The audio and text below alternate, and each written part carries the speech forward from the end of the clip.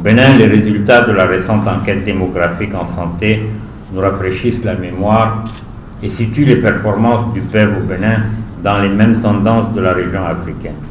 La couverture pour la 3e dose du vaccin contre la diphtérie, tétanos, coqueluche, hépatite B, hémophilus influenzae de type B est à 73%.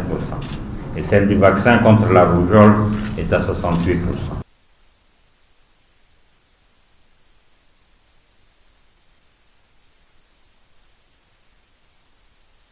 Je nourris l'ambition de mettre en place à l'issue de la table ronde une alliance nationale pour assurer un accès universel à tous les citoyens béninois et personnes vivant au Bénin aux bienfaits de la vaccination.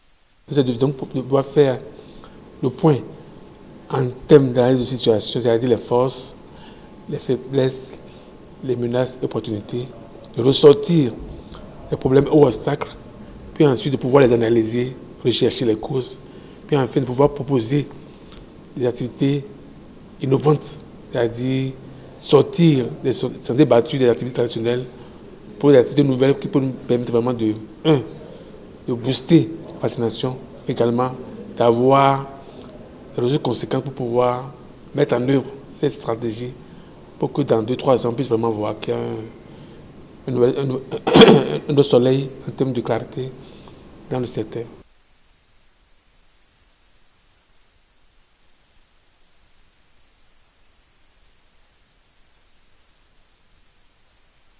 Je suis dans la commission gouvernance, redevabilité, planification, suivi, évaluation. Le premier problème qui mine la contre-performance, pour ne pas dire la faible performance du PEV au Bénin, c'est un problème de gouvernance. Ce ne sont pas les vaccins qui manquent.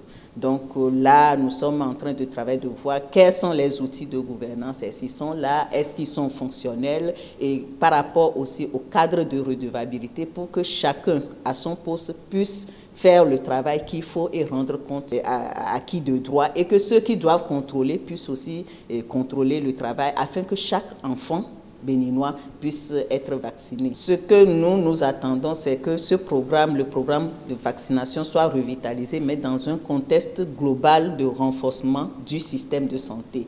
Et pour ne pas dire qu'il faut retourner aux soins de santé primaires qui avaient été décrétés depuis les années 78 pour que les soins de santé de base puissent être offerts à tout le monde, y compris la vaccination.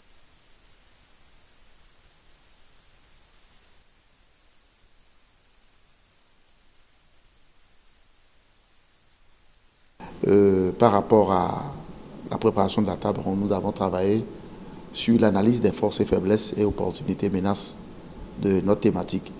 Et l'élément capital par rapport à notre thématique comme insuffisance, c'est en matière de renforcement de ressources humaines et aussi le renforcement des équipements de chaîne de froid pour travailler pour la conservation des vaccins.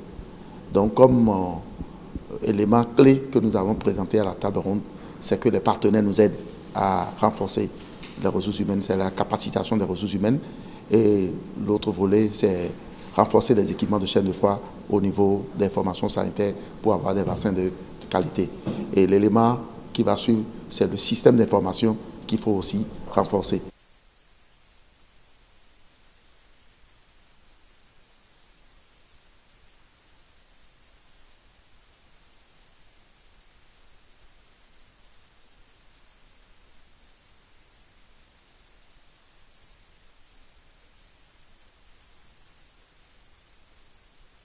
Il s'agit, in fine, de mobiliser davantage de ressources nationales pour faire face aux besoins de plus en plus croissants d'un programme élargi de vaccination plus performant, avec l'introduction de nouveaux vaccins et la modernisation de la chaîne d'approvisionnement logistique, sans oublier la nécessité de continuer à assurer l'indépendance vaccinale du pays par le financement sur ressources nationales de la totalité des vaccins traditionnels et la prise en charge de la contribution nationale dans le cadre du cofinancement pour les nouveaux vaccins et les vaccins sous-utilisés.